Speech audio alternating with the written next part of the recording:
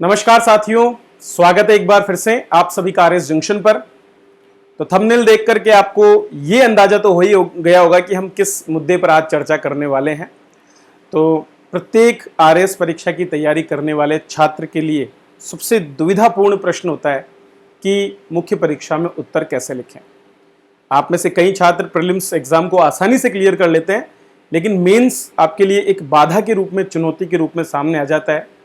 बहुत तैयारी करने के बाद, बहुत सा मटेरियल इकट्ठा करने के बाद, उसे आत्मसात कर लेने के बाद भी जब बात डिलीवरी की आती है तो वहां पर कहीं ना कहीं कोई चूक हो जाती है। तो कुछ ऐसे ही मुद्दों पर मैं आज चर्चा करने वाला हूं, जिसमें मैं आपको ये बताने की कोशिश करूंगा कि एक अच्छा उत्तर कैसे लिखा जा सकता है। मैं अपना परिचय भी दे देता हूं, जो नहीं जानते हैं। मेरा नाम घनश्याम शर्मा है और मैं आरएस 2016, 2018 और 2021 के मेंस दे चुका हूं, जबकि 2018 और 21 के इंटरव्यूज भी मैंने दिए। 2018 का इंटरव्यू मैंने दिया और 21 का मैं दे रहा हूं। तो चलिए शुरुआत करते हैं और जानने की कोशिश करते हैं कि कौन से वो ऐसे तरीके हैं। अच्छा, ये तरीके कोई बनावटी तरीके नहीं होंगे जो कि बुक्स में लिखे होते हैं और उस तरह से, ये बिल्कुल प्रैक्टिकल हम बात करने वाले हैं। इसके साथ साथ मैं आपको ये भी बताऊंगा कि वो कौन से इंपॉर्टेंट सोर्सेज हैं जहां से चीजों को आप पढ़ सकते हैं। और ये सारा काम हम करेंगे आरएस मुख्य परीक्षा 2021 में पूछे गए प्रश्नों के माध्यम से, क्योंकि पैटर्न जो अभी चल रहा है उसका पता हमको वहीं से लगने वाला है। तो चलिए शुरुआत करते हैं हमारे इस पूरे कार्यक्रम की। तो जैसा कि आप देख सकते हैं, आरएस मुख्य परीक्षा का जो प्रश्न पत्र 1 था, उसमें एक प्रश्न आपसे पूछा गया था सभी से। ये राजस्थान के इतिहास विषय से जुड़ा हुआ है और उसमें भी जो हमारा स्वतंत्रता आंदोलन राजस्थान में था, उसका एक पार्ट आता है किसान आंदोलन। वहां से एक प्रश्न आपके पूछा गया था। प्रश्न था, राजस्थान के बेगू किसान आंदोलन का आलोचनात्मक परीक्षण करें। एक बहुत ही सामान्य से दिखने वाला प्रश्न है और जैसे ही इस प्रश्न को छात्रों ने देखा होगा, इवन मैंने भी पिछली बार तक, तो सीधा हमारे जो दिमाग में जो चीज आती है वो आती है बेगू किसान आंदोलन। ठीक है, तो हमारी सोच इस बेगू किसान आंदोलन को देखने के साथ ही जुगाली करना हम शुरू कर देते हैं। ठीक है, जो भी डेटा हमारे दिमाग में होता है और उसके बाद में हमारा उत्तर आ जाता है। लेकिन दोस्तों, क्या केवल बेगू किसान आंदोलन को देख लेने मात्र से ही आपका उत्तर प्रभावी हो जाएगा? मतलब आप देखेंगे इस बार जब आपकी कॉपीज आपको मिलेगी तो किसी छात्र को इसमें 2 नंबर मिलेंगे, किसी को 3 नंबर मिलेंगे, किसी को 4, और हो सकता है कोई बिरला छात्र ऐसा हो जिसे, बिरला मैं इसलिए बोल रहा हूं क्योंकि कुछ ही छात्र ऐसे मेरी नजर में आज तक आए हैं जिनको 5 नंबर वाले प्रश्न में पूरे 5 नंबर मिले हैं। मुझे भी नहीं मिले हैं अभी तक। ठीक है, तो ये 5 नंबर।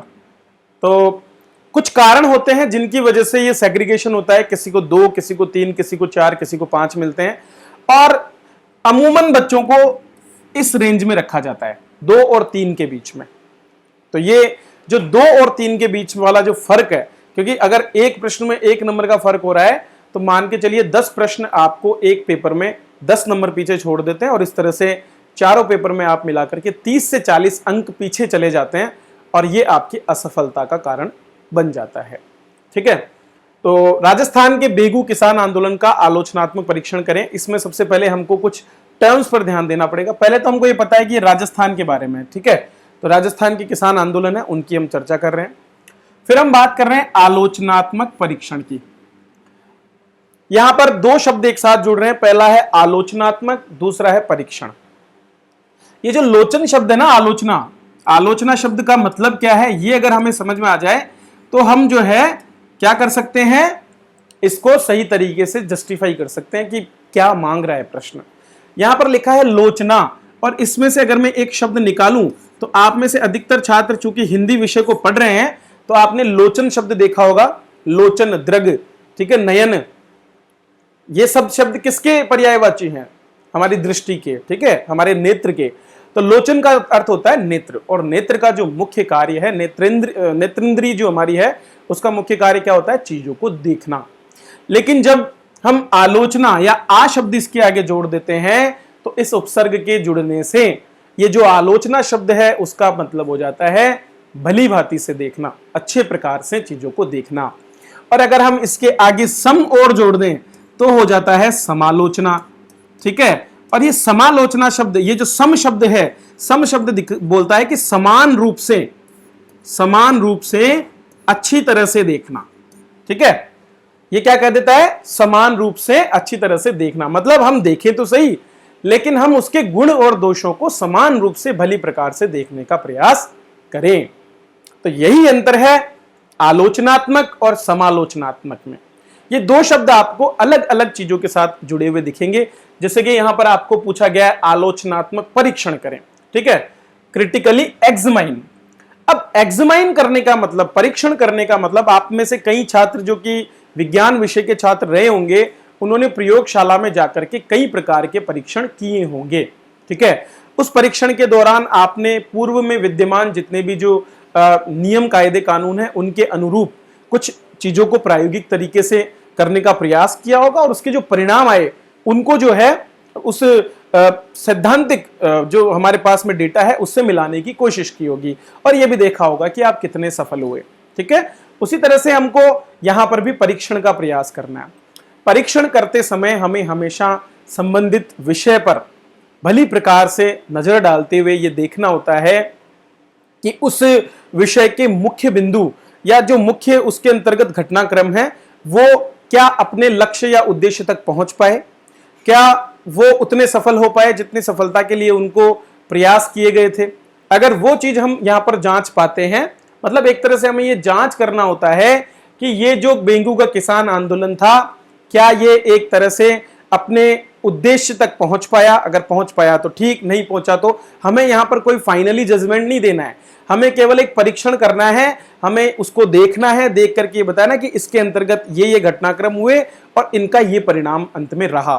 बाकी वो सही था या गलत था ये काम हमारा यहां पर नहीं है। ठीक है, परीक्षण में आपको सही गलत को बिल्कुल भी नहीं बताना है, वो काम हम बाद में करते हैं। उसके लिए हम मूल्यांकन जैसी चीजों पर बात करते हैं जो मैं आगे आपको किसी अन्य सब्जेक्ट में बताऊंगा। अब आपको यह देखना है कि इस प्रश्न को उठाया कहां गया है। आरपीएससी ने जब इसको उठाया होगा तो उसके दिमाग में क्या चल रहा होगा, सोर्स उसने क्या लिया होगा। आप बहुत सी किताबें पढ़ते हैं, मार्केट में आपको राजस्थान की हिस्ट्री को लेकर के बहुत अच्छी अच्छी बड़ी बड़ी किताबें अवेलेबल होगी, चाहे वो पैनोरमा हो, चाहे वो लक्ष्य हो, और उनमें बड़े विस्तार से चीजें दी गई होगी। ठीक है, लेकिन मैं आपको उन सभी के बजाय कुछ ऐसे सोर्सेस पर रिलाई या भरोसा करने की बात कहूंगा और मैं आपको यह भी दिखाऊंगा कि उन सोर्सेस से सीधे प्रश्न आए हैं और वो आपको फ्री ऑफ कॉस्ट अवेलेबल है मार्केट में। कैसे, चलिए, अगर 50 नंबर के इस प्रश्न को हमें करना है तो उसके लिए हम जिस सोर्स पर सबसे ज्यादा भरोसा कर सकते हैं वो आपके सामने है, आप देख सकते हैं। ये जो मैंने एक स्क्रीनशॉट लिया है वो स्क्रीनशॉट मैंने केवल एक जगह से लिया है और वो है आपके कक्षा 9 की राजस्थान की शौर्य परंपरा वाली जो बुक है उसमें से। अब आप यहां पर देख सकते हैं कि लगभग इसमें जो ये वर्णन दिया गया है ये वर्णन आपके मात्र 70 से 80 शब्दों के अंतर्गत लिखा हुआ है।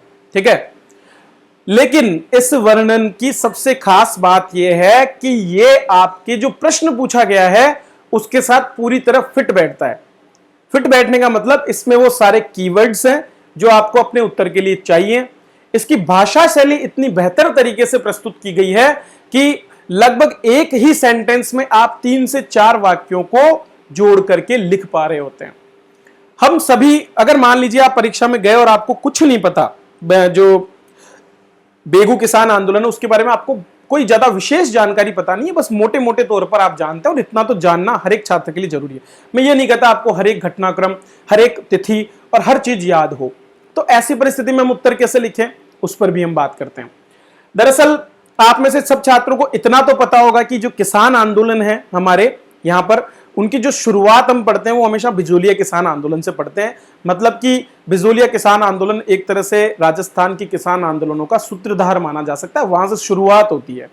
और हमेशा याद रखिए कि कभी भी किसी चीज की जहां से शुरुआत होती है उसके आसपास के क्षेत्र में उसका प्रभाव पड़ता है और उस प्रभाव के फलस्वरूप वहां पर भी जो है उसी तरह के बदलाव देखने को मिलते हैं। सेम टू सेम यहां पर जैसे कि हम देखते हैं रेगिस्तानी क्षेत्र के आसपास का क्षेत्र भी रेगिस्तान की में विलीन होता, मतलब उसी में तब्दील होता जाता है।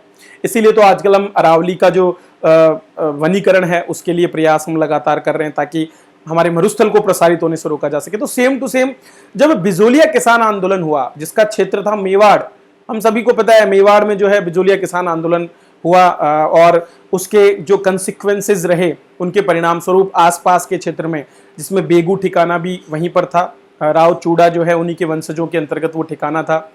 उसके बाद में आसपास के जो बूंदी है, बरड़ क्षेत्र है, यहाँ तक ऊपर माल का क्षेत्र है, इन क्षेत्रों में इसका प्रसार हुआ। धीरे धीरे फिर मारवाड़ क्षेत्र हो, चाहे आपका हाड़ौती क्षेत्र हो या फिर आपका सीकर, अलवर, हर एक क्षेत्र में हमारे किसान आंदोलन फैल गए। इस पूरे घटनाक्रम का जो कालखंड हम देखते हैं वो कालखंड भी हमको, भले ही हमें डेट पता ना हो कि 1921 में आंदोलन शुरू हुआ, कोई जरूरी नहीं है आपको पता हो, लेकिन आपको ये तो कम से कम पता है कि जो भी आंदोलन हुए हमारे वो 20वीं शताब्दी के पूर्वार्ध में, पूर्वार्ध मतलब होता है 20वीं शताब्दी का मतलब 1901 से 2000, ठीक है, और इसका पूर्वार्ध है 1901 से 1950।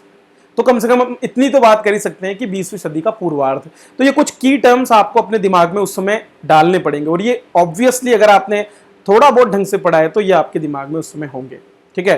तो जैसे ही बूंदी किसान आंदोलन आपने देखा, आप अपने आप से कुछ प्रश्न पूछ सकते हैं जो आपको उत्तर बनाने में कोशिश करेंगे कि सबसे पहले कहां से शुरू हुआ। तो बूंदी से हुआ, हम बेगू किसान आंदोलन की बात करें तो कहां से हुआ, तो बेगू से हुआ। अब ये तो हमको इतना तो आइडिया होगा कि बेगू मेवाड़ क्षेत्र में है, या फिर हम कह सकते हैं राजस्थान का दक्षिणी क्षेत्र, जो भी आपके दिमाग में उस समय आ गया, बेगू हो सकता है, दक्षिणी क्षेत्र हो गया। जितना बेहतर आया उतने बेहतर अंक आपको वहां पर मिलने वाले हैं, ठीक है। स्थान कहां पर हुआ, ठीक है, किससे प्रेरित था, तो किससे प्रेरित का जैसे ही पूछा तो प्रेरणा पाने वाला कौन था प्रेरणा देने वाला, हम सभी को पता है, यहां पर प्रेरणा दी बिजोलिया किसान आंदोलन ने, पास में था, ठीक है। फिर उसके बाद में किसने किया, तो सीधी सीधी बात है वहां के जो स्थानीय किसान थे उन्होंने किया। फिर हम पूछेंगे क्यों किया, तो क्यों का जैसे ही नाम आएगा तो क्यों में लगभग पूरे राजस्थान में जितने भी किसान आंदोलन है उनके कारण सेम है, कुछ एक को छोड़ दे। तो जैसे अलवर में जो सूअरों का उत्पात वाला मामला था वो एक अलग मुद्दा चल जाता है, लेकिन बाकी क्षेत्रों में हमारे 3 या 4 कारण बहुत इंपॉर्टेंट है। पहला, विभिन्न प्रकार के जो कर या टैक्सेस जो थे उनको लेकर के उनकी पहली चीज। दूसरा, उनकी दरें बहुत ज्यादा होना। तीसरा, जिनको हम लाग बाग के नाम से देख लेते हैं। तीसरा आपका बेगार प्रथा, जिसके अंतर्गत बिना वेतन के लोगों से मेहनत मजदूरी कराई जाती थी, ठीक है। फिर एक आती है लाटा कूता, तो जिसके अंतर्गत जो भी लाट या जो उत्पादन होता था उसको वो कूट लेते थे, अपने हिसाब से कूता कर लेते थे उसका भी, हाँ इतना अंदाजा से हमको दे दो, तो वो मतलब जबरदस्ती जितना चाहे उतना उत्पादन जो है किसानों से ले जाते थे। तो ये सारी चीजें, और बाकी एक और चीज जो है वो है लोगों पर अत्याचार, मन में आए जब जो है सामंतों के द्वारा अत्याचार किए जाते थे। ये बेसिक से छोटे छोटे टर्म्स जो है आपके दिमाग में बिल्कुल होंगे, और अगर आपने तैयारी की है तो, बिल्कुल ही तैयारी नहीं की और आप उठ के चले जाएं तो फिर तो आपसे, क्योंकि आप अगर आप मेंस के स्तर पर पहुंच गए तो आपको तैयारी आपने कर ली होगी, ऐसा मैं मान के चलता हूं। फिर आप लास्ट में क्वेश्चन पूछिए अपने आप से कैसे, तो बच्चों की तरह मैंने कहा था एक वीडियो में कि आंसर राइटिंग बच्चों का खेल है, डेफिनेटली बच्चों का खेल है। आप बस ये प्रश्न पूछना शुरू कर दीजिए, ठीक है, आपके डायमेंशंस खुलते जाएंगे और आपका प्रश्न और वाइड होता जाएगा। और टीचर जो है ना, चेक करने वाले जो भी एग्जामिनर, जो भी आपके परीक्षक हैं, वीक्षक हैं, वो देखेंगे कि हाँ आप बेहतर तरीके से चीजों को जानते हैं और अलग अलग डायमेंशंस पर सोच सकते हैं। आंसर राइटिंग में आपके ज्ञान का परीक्षण ही नहीं है केवल, क्योंकि यहाँ पर आपके लेखन कौशल को देखा जाता है, और सबसे बड़ी बात, आपने जो कुछ पढ़ा है उसको आप यूटिलाइज कैसे कर सकते हैं, ये यूटिलाइजेशन ही बहुत इंपॉर्टेंट यहाँ पर आता है। तो इसमें देखिए वो सब चीजें दे रही थी। बिजोलिया किसान आंदोलन से प्रेरणा पाकर किसने किया, बेगू के किसानों ने। किस किस के विरुद्ध, अब देखो एक ही लाइन में 4-5 आंसर आपके घुस रहे हैं। बिजोलिया आंदोलन से प्रेरणा मिली, एक पॉइंट आपका की पॉइंट हो गया, आप इसको अंडरलाइन कर दीजिए जब आप लिख रहे हैं। उसके बाद में बेगू मेवाड़ हो गया, ब्रैकेट में मेवाड़ लिख दिया, तो यह भी पता चल गया कि इस बच्चे को पता है भैया कि ये मेवाड़ क्षेत्र में हो रहा है, ठीक है। अनावश्यक व अत्यधिक कर, लागबाग, बैठ बेकार और सामंती जुल्म, चारों चीजें एक साथ आ गई। फिर उसके बाद किसके नेतृत्व में, राम नारायण चौधरी। कब हुआ, 1921 में। आप मुझे बताइए क्या ये एक अच्छी भूमिका नहीं है, ये पूरी की पूरी पंक्ति अपने आप में एक अच्छी भूमिका है। हम 10 सोर्सेस पे जाएंगे तो भी आप देखना यही चीज आपको कॉपी मिलेगी पैनोरमा में, ठीक है, उन बुक में, या हो सकता है वहां से ये कॉपी की गई हो, इसमें दोनों में से कोई भी सही हो सकता है, लेकिन ये चीज आपको सेम टू सेम वहां मिल जाएगी, बिल्कुल डिट्टो, A to Z ऐसा कैसा लिखा हुआ, ठीक है। तो ये पंक्ति अपने आप में ही सारी चीजों को क्लियर कर देती है। इसका प्रेरणा स्रोत क्या है, इसका नेतृत्वकर्ता कौन है, इसका स्थान क्या है, ठीक है, और इसको क्यों किया गया और कब किया गया, ये 5 चीजों का जवाब आपको एक पंक्ति में मिल रहा है। इसी को बोलते हैं उत्तर लेखन का कौशल। हम इनको 5 लाइनों में लिखेंगे, आपको नंबर नहीं मिलेंगे। आपने 50 शब्दों की सीमा को देखते हुए, अगर यही 100 में पूछा जाता तो हम चीजों को विस्तारित कर सकते थे, फिर तो हम इसके कारणों को पॉइंट टू पॉइंट लिख सकते थे, ठीक है, घटनाक्रम को पॉइंट टू पॉइंट लिख सकते थे, लेकिन हर जगह पॉइंट घुसाने की भी हमको जरूरत नहीं है। ज्यादातर छात्रों का मैं देख रहा हूं कि आजकल एक ट्रेंड सा चल गया है कि बस पॉइंटों में, और सेंटेंस तो पूरा ही नहीं होता है, सेंटेंस बनाना नहीं आता, खाली छोटे छोटे पॉइंट्स बनाते हैं, बैट की लाग बाग आदि के विरुद्ध, फिर उसमें कॉमा भी नहीं लगाया, कोई फुल स्टॉप भी नहीं लगाया, फिर अगला लाइन लिखना शुरू कर दिया, तो ये भी नहीं पता चल पाता कि आप लिख क्या रहे हैं। लेकिन ये पंक्ति अपने आप में एक पूरा पूरा वाक्य है, और वाक्य रचना अगर आपकी सुदृढ़ है तो आप इन प्रश्नों में नंबर ले सकते हैं। हाँ, आपको पूछा जाए सूचीबद्ध कीजिए, प्रमुख कारणों का उल्लेख कीजिए, तो वहां आप पॉइंट टू पॉइंट लिखिए। प्रश्न की डिमांड के हिसाब से पॉइंट टू पॉइंट हमें लिखने की कोशिश करनी चाहिए। हर प्रश्न में आपके ये जो पॉइंट बनाने की कला है ना, ये नहीं चलती है, इस बात को आप नोट कर लीजिए, ठीक है। इसके बाद फिर आगे इन्होंने लिखा, बेगू के किसान 1921 में मैनाल के भेरकुंड नामक स्थान पर एकत्रित हुए, सामंती दमन चक्र चलता रहा, ये 2 सैनिक आपके रूपाजी और कृपाजी जो हैं ये गोलीबारी से शहीद हो गए। उसके बाद में समझौते का प्रयास ठिकानेदार ने किया, लेकिन चूंकि देखो बेगू का ठिकानेदार यहां पर प्रयास करना चाहता था, वो चाहता था कि समझौता हो, लेकिन मेवाड़ का राजा नहीं मान रहा था, ठीक है। वहीं पर बिजोलिया में क्या था, बिजोलिया में राजा तो करना चाहता था लेकिन सामंत नहीं मान रहा था, तो ये विपरीत है। अब कल को अगर आपको पूछ लिया जाए कि बेगू एवं बिजोलिया किसान आंदोलन के बीच के मूलभूत जो अंतर हैं उनको स्पष्ट कीजिए, उन पर प्रकाश डालिए, तो एक अंतर तो आपका यही उठ के आ जाता है कि दोनों आंदोलनों में जो समझौताकारी थे ना, उनमें एक तरफ जहां सामंत समझौता कर रहा था, राजा विरोध कर रहा था, दूसरी जगह क्या है, राजा समझौता कर रहा है, सामंत विरोध कर रहा है। इस तरह से आप चीजों को रख सकते हैं, ठीक है। उसके बाद हमें यह देखना है कि आंदोलन का क्या हुआ, तो हम सबको दिख रहा है कि आंदोलन को समझौता करने का प्रयास हुआ, सब हुआ, लेकिन बेगू आंदोलन को बुरी तरह से कुचल दिया। ट्रेंच और जो कमिश्नर था उसके माध्यम से यहां पर गोलीबारी हुई, सारा सब कुछ हुआ। बोल्शेविक समझौते की संज्ञा दी गई, तो ये भी पंक्ति आप डाल सकते हैं। जब आप इस समझौते को दर्शा रहे हैं तो आप ब्रैकेट में, समझौते के आगे ब्रैकेट में बोल्शेविक समझौता करके दिखा सकते हैं। फिर आप जब अपना कंक्लूजन लास्ट में ला रहे हैं, अंत में, तो आप कह सकते हैं कि यद्यपि बेगू आंदोलन अपने उद्देश्य प्राप्ति में सफल नहीं हो सका, लेकिन इसने किसानों के बीच जागृति पैदा करने में महत्वपूर्ण भूमिका अदा की। इस तरह की चीज लिख करके, ठीक है। या फिर हम ये लिख सकते हैं पूरे लक्ष्यों को प्राप्त करने में, क्योंकि बाद में जाकर के कुछ जो है उनके लाग बाग और करों में कमी कर दी गई थी। 53 प्रकार के कर थे, उनमें से कुछ कम कर दिए गए थे, ठीक है, और थोड़ा बहुत चीजें सही हो गई थी। तो लेकिन देखो यहां भी लिखा हुआ कि मेवाड़ सरकार आंदोलन को पूरी तरह से दबा नहीं सकी। तो कभी भी कोई आंदोलन अचानक से दब नहीं जाएगा, अत्याचार होता रहेगा, विरोध होता रहेगा। बस ये है कि उसका एक दौर होता है जब वो उच्च स्तर पर चला जाता है। कोई भी चीज है, जैसे कि आपकी तैयारी की भी मैं बात करूं, तो ऐसा नहीं है कि आपकी तैयारी कभी छूट जाती है। एक समय आता है जब आप तैयारी के हाई लेवल पर होते हैं, एक समय होता है जब आप लो लेवल पर होते हैं। हाँ, अगर वो लगातार हाई लेवल पर बना रहे ना, तो फिर सफलता मिल जाती है। लेकिन ये हाई लो जो चलता रहता है ना, उसकी वजह से क्या होता है, नुकसान होता है। और इसी हाई और लो से बचने के लिए आपको निरंतरता की बहुत जरूरत होती है कि कैसे हम कंटिन्यूअसली अपनी पढ़ाई कर सकें। और उसी के लिए आरएस जंक्शन से हमने एक शुरुआत की है, और वो शुरुआत है आप सभी के लिए एक मेंस की इंटीग्रेटेड पूरी की पूरी टेस्ट सीरीज की, ठीक है।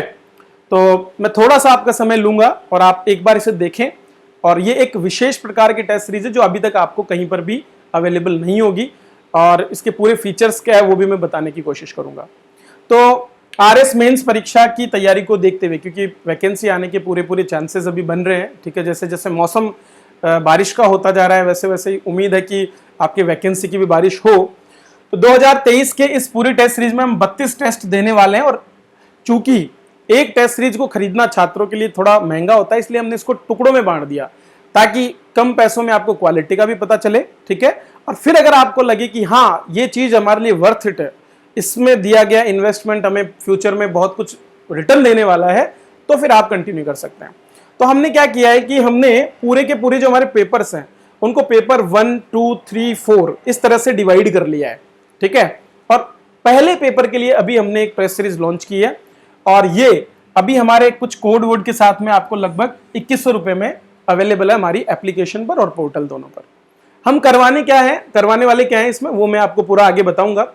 सबसे बड़ी बात जो हमने इसमें शुरुआत की है अभी तक के पूरे जो टेस्ट सीरीज का जो प्रोग्राम है उनमें, वो है फ्री कंटेंट। और ये फ्री कंटेंट इंक्लूड करता है करंट अफेयर्स जनवरी से जून 2023 के, जो मैं खुद बनाता हूं, आप सभी जानते हैं आरएस जंक्शन पे जुड़े हुए, तो वो आपको निःशुल्क मिलेंगे। जो लगभग 400 रुपए तक का कोर्स आपको पूरा मिलता है, वो यहां पर आपको बिल्कुल फ्री ऑफ कॉस्ट मिलने वाला है। तो आपकी करंट की दुविधा खत्म हो जाएगी। दूसरा, प्रीलिम्स में भी काम आएगा वो। दूसरा है पीडीएफ नोट्स हर पेपर के लिए। जैसे पेपर 1 का अगर कोर्स है तो उसमें पेपर 1 के लिए उपलब्ध जितने भी हमारे फ्री संसाधन, आपको बटोरने की जरूरत नहीं है।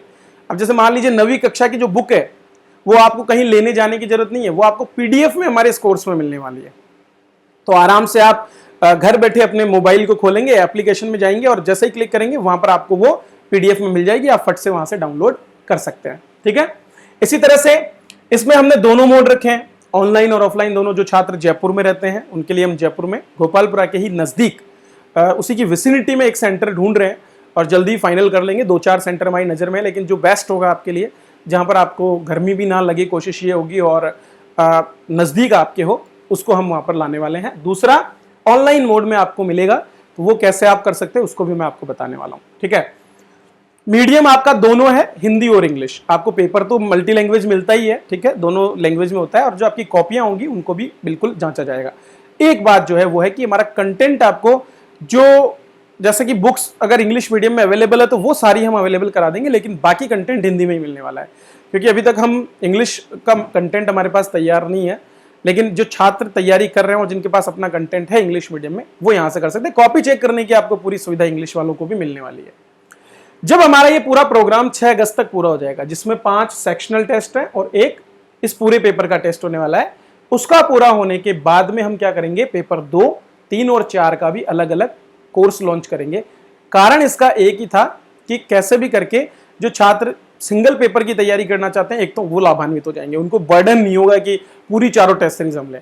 हो सकता है आपके पिछली बार 3 पेपर में बहुत अच्छे मार्क्स रहे हों मेंस में, और इस बार आपके साथ आपको लग रहा है कि यार मुझे 3rd पेपर की अच्छी से तैयारी करनी है, तो उसके लिए आप 3rd पेपर ही ज्वाइन कर सकते हैं। आप लोग फर्स्ट पेपर में मेरे नंबर कम है, अमूमन 2nd पेपर हो गया, फर्स्ट सेकंड, कई छात्रों के लिए तो चारों में ही समस्या है, क्योंकि 100 का स्कोर जब तक हम सभी में नहीं लाएंगे तब तक जो है हम टॉपर्स में अपने आप को नहीं दे सकते। कि एसडीएम बनना है ना, तो भैया वो 100 का स्कोर आपको टच करना ही पड़ेगा हर पेपर में। आप सोचे कि केवल चौथे पेपर में अच्छे नंबर लाके मैं बन जाऊंगा, तो ऐसा नहीं है, सभी पेपर्स में आपको बराबर प्रयास करने पड़ेंगे। फिर उसके बाद में पूरी फीस नहीं दे सकते, उस चीज को लेकर भी हमने ये कंसिडर किया है। अब जब आप दूसरा, तीसरा, चौथा आएगा, तो जो पहले में भाग लेने वाले छात्र हैं हम उनको और डिस्काउंट दे देंगे, मतलब वो 2100 से भी कम पड़ेगा उनको। हम कोशिश ये करेंगे कि ये आपको टेस्ट सीरीज लगभग अप्रोक्सीमेटली 7-1 हजार रुपए के आसपास ही पड़े, उससे ज्यादा नहीं पड़े, लेकिन इतना कॉस्ट जरूर आएगा, क्योंकि बहुत सी चीजें हैं प्लेटफॉर्म से लेकर के, और जो अच्छे जो कॉपी चेक करने वाले हैं, मैं तो हूँ ही, मेरे साथ में जो और लोगों को मैंने जोड़ा है, तो उन सभी की अपनी जीवन की आवश्यकताएं होती है, उनको भी हमें देखना पड़ता है। ठीक है, तो जो एनरोल्ड होंगे पहले फर्स्ट में, उनको डिस्काउंट भी हम यहाँ पर देने वाले हैं अगली टेस्ट सीरीज में। और जो चारों टेस्ट सीरीज कर लेंगे उनको फिर हम एक और 8 टेस्ट का फाइनल टेस्ट सीरीज होगा, जिसमें पेपर 1, 2, 3, 4, 1, 2, 3, 4 2 बार आपके एक दिन में 2 पेपर वाला जो है सिस्टम हम रखने वाले हैं। तो उसमें आपको क्या होगा, बिल्कुल फ्री होंगे। वो किनके लिए, जो इन चारों में एनरोल कर लेगा। शर्त यही है कि चारों में जो लगातार एनरोल कर रहा है उसके लिए बिल्कुल फ्री होगा, जो चारों में एनरोल नहीं कर रहा उसको फिर इसके लिए अलग से पे करना पड़ेगा। ठीक है, तो इस तरह से आपको ये पूरी टेस्ट सीरीज अवेलेबल हो जाएगी। ये हमारी एप्लीकेशन आरएस जंक्शन पर भी है और इसके अलावा हमारी पोर्टल पर भी आप देख सकते हैं। चलिए मैं इसके कुछ फीचर्स आपको बता देता हूं कि आप इसका जो सिलेबस है उसको हमने कैसे डिवाइड किया है, थोड़ा मैं उस पर भी आप सभी से बात कर सकता हूं। तो ये हमारी वेबसाइट है, उस पर ये पूरी डिटेल हमने दे रखी है। ठीक है, और इस पर मैं थोड़ी सी आपसे चर्चा कर लेता हूं कि क्या क्या हम ध्यान देने वाले हैं इसमें पूरा का पूरा। तो पहला तो आंसर राइटिंग का स्किल आपका कैसे डेवलप हो, उस पर हम इसमें पूरा बात कर रहे हैं। दूसरी बात है स्ट्रक्चर और प्रेजेंटेशन।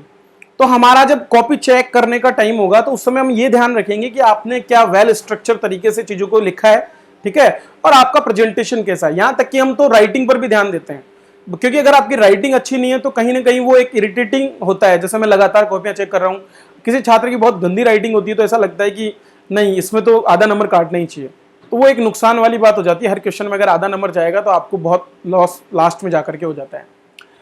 एक्सपर्ट फीडबैक और असेसमेंट आपको मिलेगा, हर एक कॉपी के फर्स्ट पेज पर हम आपको ओवरऑल असेसमेंट देने वाले हैं कि किस तरह से आपको जो है यहाँ पर सुधार करने के प्रयास करने चाहिए। और एक और चीज, जो भी हम पेपर चेक करेंगे उसकी जो फर्स्ट पेज पर है आपको पूरी सेक्शन वाइज आपके नंबर्स भी पता चलेंगे, तो आपको ये भी पता चल जाएगा कि यूनिट 1 कमजोर है, 2 कमजोर है, 3 कहां पर गलती हो रही है, तो डेटा पर काम करने की कहां जरूरत है वो भी आपको इसमें पता चलने वाला है। डिटेल्ड इवोल्यूशन हम इनके प्रोवाइड करवाएंगे आपको, तो आंसर की जो हमारी होगी वो सटीक, बिल्कुल स्पष्ट और अच्छी लैंग्वेज में तैयार करके दी जाएगी, ताकि आपको एक बना बनाया ये आभास हो सके कि ऐसा बेहतर उत्तर लिखा जा सकता है। इसके अलावा जो भी, क्योंकि हमारे टेस्ट सीरीज में अभी तक ज्वाइन करने वाले मैक्सिमम लोग कौन है, उन सभी लोगों ने अपने आप को इसके लिए तैयार कर लिया है, ठीक है, तो वो पहले मेंस दे चुके हैं, तो मेंस दे चुके हैं, तो उन छात्रों का आपको एक अनुभव शेयर हो सके उसके लिए जो भी अच्छे आंसर लिखने वाले छात्र होंगे, हम उनके सभी के आंसर्स को इंक्लूड करके, ठीक है, एक ही कॉपी में, और वो भी हम कोशिश करेंगे आपको दें पीडीएफ में, ताकि आपको ये पता चले कि अच्छे उत्तर किस तरह से लिखे जाते हैं और उनमें कितने नंबर मिलते हैं। तो कॉपीज चेक होने के बाद में उनमें से जो भी अच्छे आंसर हमको लगेंगे वो आप लोगों को यहाँ पर अवेलेबल करवाने की भी हम कोशिश करेंगे, खासकर बड़े प्रश्नों में, छोटे प्रश्नों में नहीं। तो कोर्स मैंने आपको बता दिया 2 जुलाई से शुरू हो रहा है, ठीक है, ऑफलाइन ऑनलाइन दोनों मोड में है, फुली कन्वर्टिबल है, आप चाहे ऑनलाइन दें चाहे ऑफलाइन, वो आप पर डिपेंड करता है, जब भी आप चाहें चेंज कर सकते हैं। मंथली पीडीएफ्स आपको मिलेगी, डिस्कशन के वीडियोस, जैसे अब ये एक डिस्कशन वीडियो है, ठीक है, तो वो आपको मिलेगा। इसके अलावा एक्सपर्ट्स के एक टीम हमारी पूरी हमने तैयार की है जो इवोल्यूशन करने वाली है, आपकी मूल्यांकन करने वाली है। डिटेल सॉल्यूशन हम देंगे पूरे, प्रिपरेटरी वीडियोस और मेंटरशिप। मेंटरशिप बहुत इंपॉर्टेंट होती है दोस्तों, क्योंकि द्रोणाचार्य ने भले ही 5 पांडवों को शिक्षा दी, लेकिन कृष्ण जिन्होंने मेंटर किया अर्जुन को, उसी चीज ने अर्जुन को महान बनाया और अपने लक्ष्य को साधने में मदद की थी। टाइम बाउंड हमारा काम रहेगा पूरा, ऐसा नहीं है कि बस आपकी कॉपियां लेकर हम बैठ गए, टाइमली हम उनको चेक करेंगे और टाइमली आपको देख करके अगले टेस्ट के लिए आपको क्या सुधार करने वो भी हम बताने वाले हैं। ये फीस वैसे तो 2800 है, लेकिन अभी मेंस 25 MAINS25 ये कोड हमारा चल रहा है, उसका यूज करके आप इसका लाभ ले सकते हैं, तो 2100 रुपये में आपको ये मिल जाएगा। तो आप जैसे ही इस पेज पर सब्सक्राइब पर क्लिक करते हैं, इसका लिंक मैंने डिस्क्रिप्शन में भी दिया है, वहां पर आप सीधे जा सकते हैं, ठीक है। तो यहाँ पर ये कोर्स हमारा आ जाता है। अब इसका कंटेंट मैं आपको दिखा देता हूँ हम क्या क्या दे रहे हैं, जैसे कि तो इसमें हमने आपको टेस्ट सीरीज का ब्रोशर दिया है, टेस्ट सीरीज की डिटेल्स, शेड्यूल भी दिया है, प्रिपरेटरी क्लास हम अपलोड करने वाले हैं, 6 टेस्ट की हमने डेट्स यहाँ पर पहले से ही दे दी है, तो यहाँ पर आपको ये टेस्ट अवेलेबल हो जाएगा कंसर्न डे को, यहाँ से आप डाउनलोड कर पाएंगे जो ऑनलाइन कर रहे हैं, डाउनलोड करके आप प्रिंट लीजिए, प्रिंट लेकर के उसको पेपर को दीजिए, देने के बाद आप स्कैन करके इसी ऑप्शन पर जाकर के वहाँ आपको अपलोड का ऑप्शन होगा, वहाँ अपलोड कर दीजिए, वो हमारे पास आ जाएगा, हम उसको इवैल्यूएट करके आपके पास पहुँचा देंगे, ठीक है। इसके बाद में करंट अफेयर्स की मैंने पीडीएफ सारी यहाँ पर मई तक की अपलोड कर दी है, जून का जैसे ही होता है अपलोड हो जाएगी। अब यूनिट 1 के हमने नोट्स, जैसे कि RBSE 11th की हिस्ट्री की बुक्स दोनों हमने अपलोड कर दी है, इन्हीं में से आपको अपने टॉपिक्स को कवर करना है, ज्यादा से ज्यादा बेसिस आपका इन्हीं से तैयार हो, बाकी हमारे पर्सनल नोट्स भी हम देने वाले हैं। इसी तरह यूनिट 2 के नोट्स हम देने वाले हैं, और 3 के समाजशास्त्र और लेखांकन अंकेक्षण दोनों के वैसे तो 100 रुपए के कोर्स थे, लेकिन वो भी इसमें इंक्लूड कर दिए मैंने। एप्लीकेशन पे अलग से कर लेते हैं तो ये महंगे पड़ते हैं आपको, लेकिन यहाँ पर ये फ्री ऑफ कॉस्ट आपको मिल रहे हैं, ठीक है। तो बस अब देर आपकी तरफ से ही हो रही है, अगर आपको लगता है कि 2 जुलाई के टेस्ट में आप अच्छे छात्र जो कि 2-2, 3-3 मेंस दे चुके हैं उनसे compete करना चाहते हैं, और जो भ्रामक चीजें हैं उनसे बच करके अनुभवी लोगों के साथ में अपने आप को तैयार करना चाहते हैं, जो खुद को प्रूव कर चुके हैं बिना कोचिंग के। मैं अपने आप में आपके सामने का एग्जाम्पल हूं, मैंने किसी कोचिंग से कोई कोचिंग नहीं ली है, ठीक है, मैंने केवल कुछ जो टीचर्स हैं उनका कहीं पर अच्छा मटेरियल मिला तो उससे जरूर मैंने थोड़ी चीजें ली है, उनका नाम मैं बाद में रिवील करूंगा आपको जब मेरा सिलेक्शन हो जाएगा, अभी उस पर बात करने की कोई जरूरत नहीं है, मैं ईमानदार बंदा हूँ। तो जो भी टीचर्स जिन्होंने मेरे लिए योगदान किया है, भले ही मैंने अप्रत्यक्ष रूप से उनसे चीज़ें ली, लेकिन उनका क्रेडिट देने में मैं संकोच नहीं करूँगा। आप में से कई लोग संकोच कर जाते हैं कि नहीं सर हम तो अपनी तैयारी से बढ़े, नहीं, कोई अपनी तैयारी से नहीं बढ़ता है, हमें कोई ना कोई मेहनत में हमारी में किसी न किसी की मदद होती है, ठीक है। तो वही चीज़ है, आप अपने आप को तैयार कर लीजिए, हमारे साथ जुड़िए, मैं यही कहूँगा कि हम अपनी तरफ से पूरा इसमें देने का प्रयास करने वाला है। चलिए इसी के साथ मैं आपसे विदा लेता हूँ। अगले वीडियो में हम इतना डिस्कस नहीं करेंगे, पहला वीडियो था इसलिए कर दिया, अगले वीडियो में हम जो है फिर किसी प्रश्न पर चर्चा करेंगे और देखेंगे कि अच्छे उत्तर के लिए सोर्स क्या है और अच्छा उत्तर हम क्या क्या इंक्लूड करके लिख सकते हैं। लिखना आपको ही है, मॉडल उत्तर मैं नहीं देने वाला, क्योंकि आपकी खुद की जो है क्षमता जब तक डेवलप नहीं होगी तब तक आप सफलता को प्राप्त नहीं कर पाएंगे। धन्यवाद।